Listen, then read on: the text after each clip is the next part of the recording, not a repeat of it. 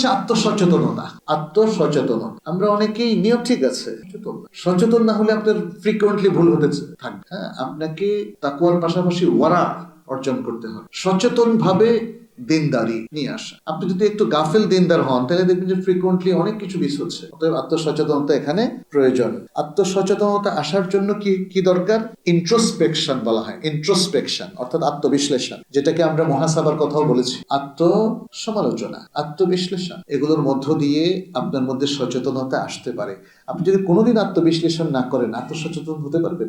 আমাদের এই দশাটাই হয়েছে আসলে। রমাদানে সিয়াম রাখি কিন্তু বিশ্লেষণ করলাম না আমি সিয়ামের কতটুকু পাথর অর্জন করলাম, সিয়াম দ্বারা কতটুকু বেনিফিটেড হলাম।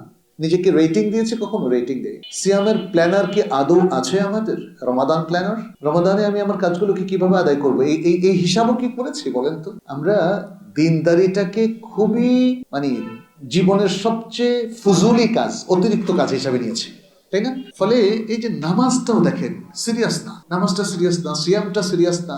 নামাজ যে বেনিফিট গুলো দেয় কোরআন বলছে, আমি কয়দিন সেটা মিলিয়েছি বলেন তো আমার জীবনের সাথে? আচ্ছা, নামাজ তো মুনকার থেকে দূর করে, ইন্না সালাতা তানহা আনিল ফাহশাই ওয়াল মুনকার।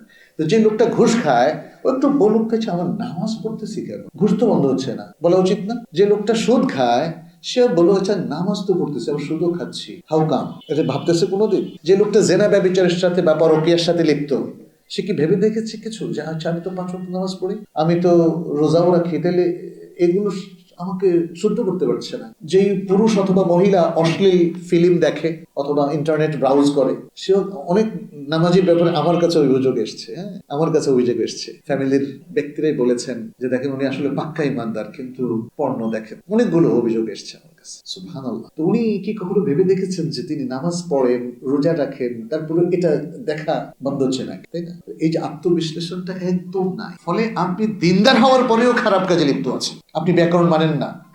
আপনি যদি ব্যাকরণ না মানেন, আরবি ব্যাকরণ না মানলে আপনার আরবি কিন্তু কোনোদিন শুদ্ধ হবে না। বাংলা ব্যাকরণ যদি না মানেন, আমি চলে গেছে, ঠিক আছে কিনা ব্যাকরণ, তুমি আসছি, ব্যাকরণ ঠিক আছে কিনা? হ্যাঁ, ব্যাকরণ ঠিক না থাকলে দেখেন মানুষের হাসি চলে আসে। আল্লাহ আমাদের দেখে হয়তো হাসছেন, আহারে আমার বান্দারা আমার ব্যাকরণ মানে না।